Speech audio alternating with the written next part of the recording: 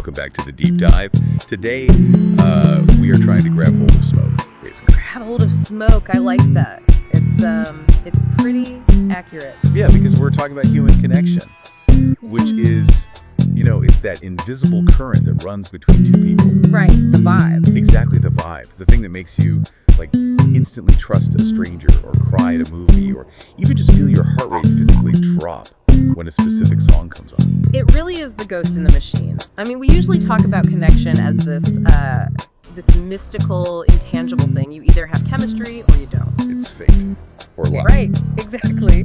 But today, we're going to completely dismantle the vibes. Dismantle the vibes. I am here for it. We're looking at the actual mechanics today, the biology, the psychology, and the performance of connection. Because when you look at the research we have today, and we have a lot of it. We really do. Whether it's the art of method acting or the history of 18th century medical trials or just the hard science of your nervous system, you realize these aren't just magical feelings, they are levers. Levers you can pull. Levers you can pull. And if you know how they work, you can not only understand yourself better, but you can arguably influence everyone around you. Which is wild to think about. And we have a very eclectic stack of sources to prove this today. It's a weird mix. It is a weird mix. Yeah. But I love it. We're going to look at a retrospective on the late Philip Seymour Hoffman to understand how to, fake connection authentically. Yeah. And then we have this wild historical account from the 1780s involving a guy named Mesmer, a tree full of ropes, and Benjamin Franklin. A story which, by the way, accidentally invented the modern clinical trial. Which is insane. It's literally one of my favorite anecdotes in the history of science. We will definitely get there. Yeah. We also have hard science on the vagus nerve, music therapy, and finally some really tactical advice from the worlds of hostage negotiation and mentalism. So the mission today for you listening is to connect the dots between performance, how we project emotion, and biology, how we physically regulate it. How do we fake it? How do we feel it? And how do we use it to influence the people around us? So let's start with the masterclass. Yeah.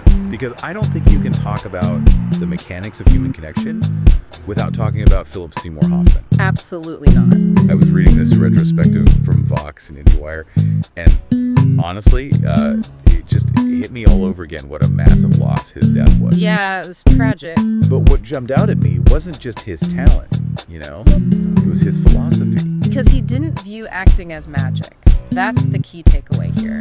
He viewed it as labor. Yeah, totally. There's this interview he did with the 92 NY specifically talking about his Oscar-winning role in Capote. Now, usually when actors talk about method acting, they talk about the psychological toll. Well, yeah, I became him, I felt his pain, I didn't break character for 3 months. Exactly, the whole tortured artist trope. Right.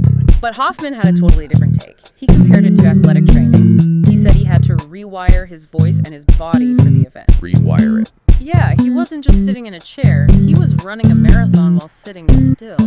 I love that metaphor so much. Yeah. Because Capote wasn't an action movie. Not at all. He's literally in a suit drinking cocktails. Yeah. But Hoffman said that holding that voice, that really high-pitched, distinctive lisp, and holding that very specific posture is just physically exhausting. Right, because he said you cannot stop the race halfway through the day. This is the part that really struck me from the source. If you drop the voice or the posture during lunch just to relax, you lose the physical rhythm. You cool down. Cool down, and you can't just warm up again instantly. So for him, connection wasn't this ethereal mental state, it was physical endurance. He had to physically endure the character for 12 hours a day to make it real for us. Exactly. And speaking of making it real, there was this incredible detail from that same interview that I think just perfectly illustrates his genius. Oh, the fingernails. Yes. An audience member asked him about his fingernails in Capote. I love this detail so much. It's so small. Because Truman Capote was this fastidious high society figure, right? Perfect suits, perfect scarf, always put together. Very polished. Very polished. But the audience member noticed that in the film, during this tight close-up, Hoffman's fingernails were actually dirty. Yeah. And they asked him, was that a mistake? Did you just forget to wash your hands after lunch? And Hoffman's answer was no. It was the most deliberate choice in the movie. Wow. He said Capote was an alcoholic. And his observation of alcoholics was that no matter how well dressed they are, no matter how perfect the tuxedo is, they often start to neglect the tiny details of hygiene. So the suit is the armor. The suit is the armor, but the hands give it away. That's the definition of a private tragedy. tragedy, isn't it? It really is. And that was the director Bennett Miller's explicit goal for the film, to show the private tragedy of a very public persona. And Hoffman found the tragedy in the fingernails. Because that's how you build connection with an audience. You don't just look at the camera and tell them, I am sad. Right, you show them the dirty fingernails. And the audience subconsciously registers the pain. It's a literal shortcut to the brain. But he didn't just do tragedy. I mean, we really have to talk about Twister. Oh my gosh, the suck zone. The suck zone. I mean, on paper, his character Dusty is a total cliche. Yeah, he's the loud frat boy storm chaser. Right. And in the hands of a lesser actor, that's just a throwaway role. Mm. You play it for laughs, you get your paycheck, and you move on. Completely. But Hoffman treats Dusty with the exact same seriousness he treats Capote. He really does. He turns him into this legend of pure external energy. The way he yells, food. Food. It's so specific. It's pure id. He took a totally generic script and made it human. And then you flip the coin again, and you get the master. Oh, terrifying. So terrifying. He plays Lancaster Dodd, this cult leader, based loosely on L. Ron Hubbard. Yeah. And that performance is magnetic. You want to be near him, even though you know he's incredibly dangerous. There's that scene where he sings on a slow boat to China to Joaquin Phoenix. Yes. It's seductive, it's paternal, and it's deeply disturbing all at once. That is the dark side of connection right there. Charisma used as a weapon. He captures you with his voice alone. And then, just to show the full spectrum, you have Magnolia, where he plays Phil Parma, the hospice nurse. Such a beautiful performance. And in a movie where everyone else is literally screaming, crying, and regretting their lives, he's just there. He's pure empathy. And that actually brings us to a really important concept in performance that applies to real life, too. Okay, what's that? It's the power of stillness. We found this breakdown by Catherine Stroller on acting techniques, and she talks about visual silence. Visual silence, explain that. Because usually when you or I are nervous or trying to impress someone in a meeting or on a date, we do the exact opposite. Right, we fidget, we try to be interesting. Exactly. We think we need to make this engagement, we nod, we gesture, we smile way too much. But Stroller points out that stillness actually draws the audience in. It creates a vacuum. Yes. A vacuum that the other person is forced to fill. It forces them to come to you. She used the example of Glenn Close in Dangerous Liaisons. Yeah, the final scene. Right. She is just removing her makeup. She's staring into a mirror. There's absolutely no dialogue. She isn't doing anything to entertain you. She is just existing. Yeah. And you cannot look away. It is riveting. It is, because she trusts that her presence alone is enough. Or Mads Mikkelsen in Hannibal. Oh, the ultimate example of predatory stillness. Predatory stillness. I love that term. Watch him in that show. Everyone else around him is pacing, sweating, highly anxious. He is completely grounded. He barely even blinks. It signals absolute confidence. Exactly. It tells the reptilian part of your brain, I am the one in control here. We also saw a note in the source about Morgan Freeman in Cess7. Yes, the opening scene. He's just sitting in a chair. He's not really doing anything. But he commands the screen instantly. It establishes his character's weight and experience without a single line of dialogue. So the practical lesson for you listening is, if you want to command a room, stop moving. Basically, yes. Start performing your interest. Stop nodding like a bobblehead. Just be present. It's the less is more principle physically applied. If you settle your body, you settle the room. Exact. Okay, so that's the invisible force of acting, charisma, stillness, focus. But let's pivot here, because there was a time in history when people didn't think this force was just psychology. They thought it was physics. They thought you could literally bottle it. We are going to 18th century Paris to talk about Franz Mesmer. Yeah. Yes. The man who literally gave us the word mesmerize. This story from the Public Domain Review is absolutely wild. It reads like fiction. Set the scene for us. It's the 1780s. The Enlightenment is happening, but people are also weirdly obsessed with the occult. Right, so picture this. You have an ailment. You go to see Dr. Mesmer. You walk into a dimly lit room. There's heavy incense burning, so the smell is intense. The windows are covered. And there is eerie, ethereal music playing on a glass harmonica. Which, fun fact from the source, was actually invented by Benjamin Franklin. The very same. It makes this ringing, vibrating sound. And right in the middle of the room is a tub. A baquet. A wooden tub. A wooden tub filled with iron filings, powdered glass, and quote-unquote magnetized water. And sticking out of this tub are these iron rods. You and the other patients friends sit around it, holding the rods, and you are all roped together to create a circuit. I mean, it sounds like a bad seance. It does. And then Mesmer finally enters. He's wearing a lilac silk coat. He carries a white wand. Naturally. And he goes around the room, staring deeply into your eyes, touching your stomach, unblocking your magnetic fluid. And his actual medical theory was that this fluid connected everything in the universe. Yes. He believed in animal magnetism. He thought there was a literal physical fluid flowing through all living things, sort of like gravity or electricity. Right. And illness was just a blockage of that fluid. If he could remagnetize you, you'd be cured. People just bought this. They were completely obsessed. It was the wellness trend of the 18th century. People would go into full-blown convulsions. They would faint. They would scream. And they claimed to be cured of blindness, paralysis, depression. It became such a massive craze that King Louis VI actually got worried. Worried about what? That it was a cult? Basically, yeah, he thought it was dangerous. So he appointed a royal commission to investigate. And this wasn't just anything. This was a science all-star.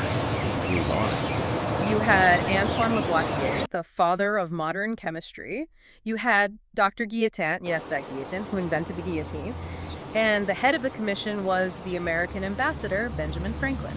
I just love that Franklin is investigating the guy who is using Franklin's own musical instrument to set the spooky mood. It's true poetic justice.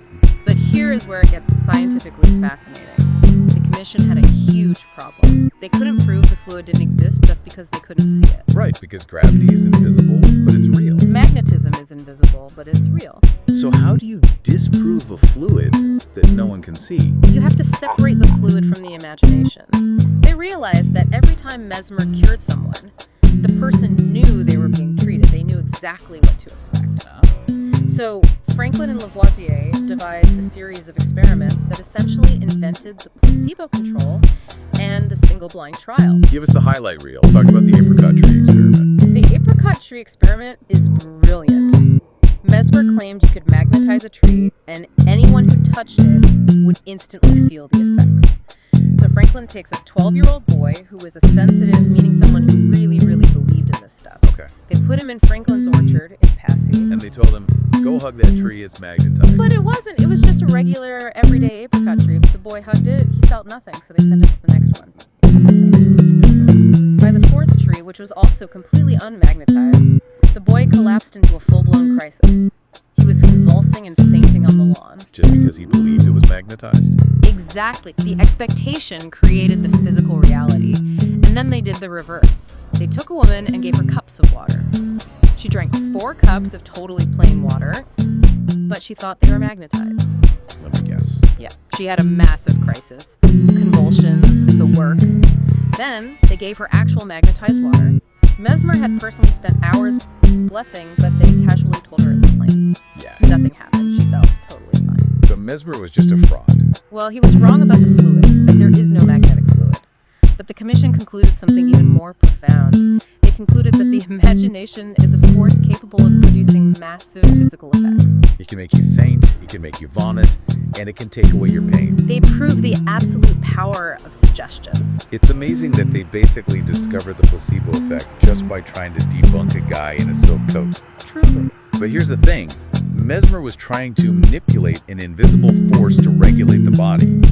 He was entirely wrong about the what, but he wasn't wrong that something physical happens inside us when we feel safe or connected. That is the perfect segue, because today we know there actually is a superhighway in the body that regulates calm and stress. It's not magnetic fluid. No, it's the vagus nerve. We looked at some research from Light on Anxiety and Cedars-Sinai on this. Explain this simply. What exactly is the vagus nerve? It's the longest cranial nerve in the body. Think of it as a fiber optic cable that directly connects your brain to your heart, your lungs, and your gut. It is the master switch for your parasympathetic nervous system. The rest and digest mode. Exactly. So when this nerve is active, we feel safe. Yes, and we can actually measure how well it's working using something called heart rate variability, or HRV. I feel like I hear about HRV constantly now with all the Whoop bands and Apple Watches everyone's wearing. It's a really great metric. Basically, you want high variability. It means your heart is flexible, it can rev up quickly when you're stressed, and slow down. And if your HRV is low. It means your system is stuck in stress mode. You're essentially rubbing the engine at a red light. So how do we stimulate this nerve? If we don't have a tub of iron filings handy, what do we actually do? The sources gave us some hacks that honestly sound almost too simple to work. They are very simple, but they are purely biological. The first is breathing, but specifically the exhale. Right, the 4-7-8 technique. You inhale for 4 counts, hold for 7, and exhale for 8. Wait, let me actually check the source on that real quick. The source corrects this. It's actually inhale for 4, hold for 4, exhale for 4, and hold for 4. Oh, got it. So it's essentially box breathing. Yes, box breathing. But the focus in many of these techniques is still that regulated exhale. When you inhale, your heart rate speeds up slightly. When you exhale, it slows down. So by controlling that exhale and holding, you are manually slowing the heart. You are sending a literal safety signal up that fiber optic cable directly to the brain. Then there's cold exposure. This one is an evolutionary hold. Splashing freezing cold water on your face triggers what's called the diving reflex. The diving reflex. Your body thinks, oh no, I've just fallen into a frozen lake. It immediately slows the heart rate to conserve oxygen. It's a biological hard reset for anxiety. And the third one, which really connects us back to performance and acting, is vocalization. Humming, singing, or even gargling water. This one is fascinating. The vagus nerve runs right past your vocal cords. When you hum or sing, especially using low resonant tones, the vibration physically massages the nerve. That explains so much. This is why chanting Om in a yoga class or singing a lullaby feels so incredibly soothing. Exactly. It's not just spiritual or cultural, it is mechanical. You are physically vibrating your own nervous system into a state of calm. Which perfectly brings us to music therapy. We found this super moving essay by a volunteer musician named Zach Lee. He works with an organization called Bread and Roses. Such a great piece. He talks about going into care facilities and playing music and seeing an immediate physical shift in the patients. It's profound. He mentions that music directly reduces cortisol and blood pressure, which again is activating that vagus nerve. But what was really interesting from his essay is that it has to be the right music. There's actually a condition called specific musical anhedonia. That is quite a mouthful. What does that mean exactly? It basically means a brain disconnection, where a person doesn't feel any pleasure from music. But in a broad therapy context, it means that generic music doesn't always work. If you play soft, relaxing jazz for a hardcore death metal fan, it's not going to be therapeutic. It might actually stress them out. Exactly. Personal taste is the key that unlocks the door to that calm state. Zach told this amazing story about a woman in a facility who was wheelchair bound and deeply depressed. She barely moved, barely spoke to anyone.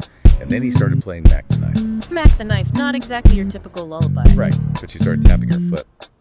Then her hands. She totally came alive. It turned out that was her late husband's absolute favorite song. It unlocked a memory pathway that literally nothing else could reach. It's such a powerful reminder that we store our identity in these deep sensory details. It was also a note in that research about speech recovery that honestly blew my mind. Yes, the neuroplasticity aspect. Exactly. Speech is generally controlled by the left hemisphere of your brain, Broca's area.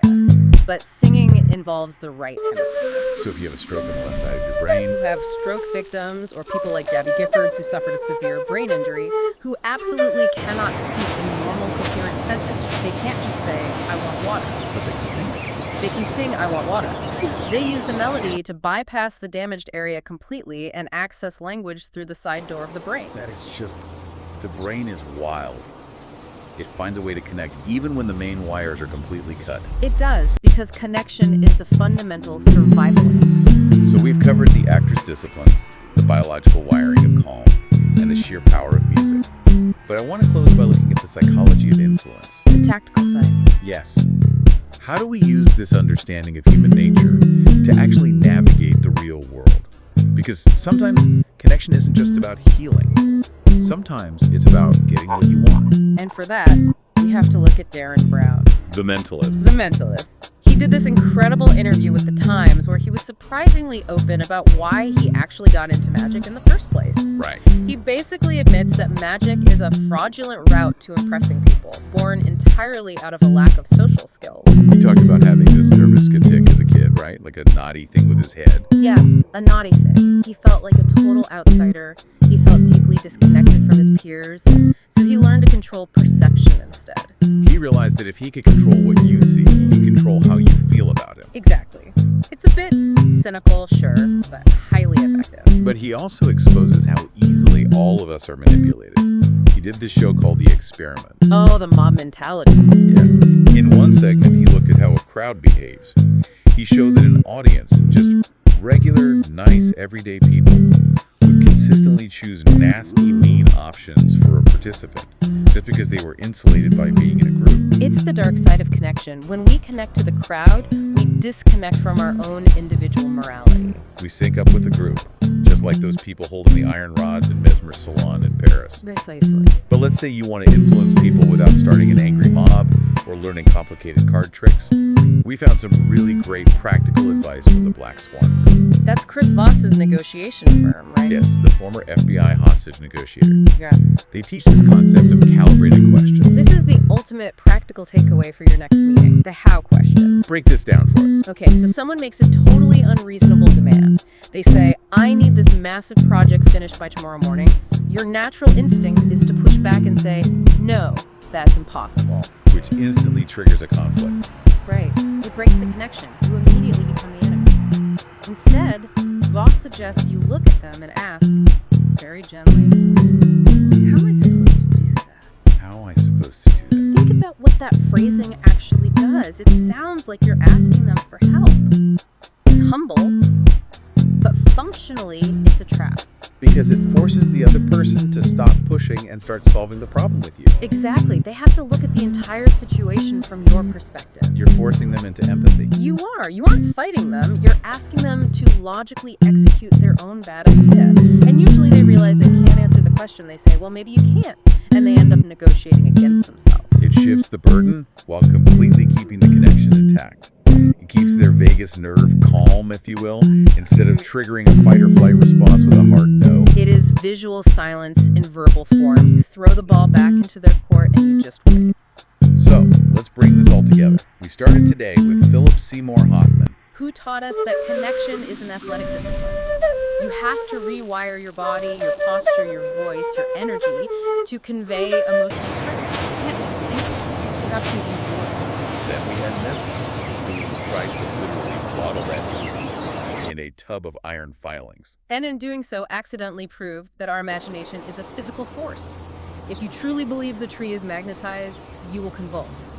Expectation literally shapes reality. We looked at the biology, how humming a simple tune or splashing cold water on your face physically hacks your vagus nerve to create a feeling of safety. And finally, we see how asking the right question, how am I supposed to do that, can navigate a tense conflict without ever breaking the human bond. It really all comes back to what Hoffman said in that 92NY interview. He said, everybody on the planet looked at closely enough is worthy of being loved. That is the common thread through all of this. Whether you are an actor building a character, a therapist playing a song for a patient, or a negotiator trying to close a difficult deal, the goal is always the same. You have to look closely enough. You have to look closely enough to find the human connection. You have to find the specific mechanism that makes that other person tick. And that leaves us with a final thought for you to chew on today. We learned that the imagination, as Franklin proved with that apricot tree, can cause a boy to physically convulse. We learned that one calibrated question can completely change the outcome of a high-stakes negotiation. So here is the provocation for you. If our physical reality is so easily shaped by suggestion, by performance, and by the subtle social cues we constantly give each other, how much of your daily reality is actually just a performance you are co-writing with the people around you? And if you decided to change the script tomorrow, what would happen? Thanks for diving in with us. See you next time.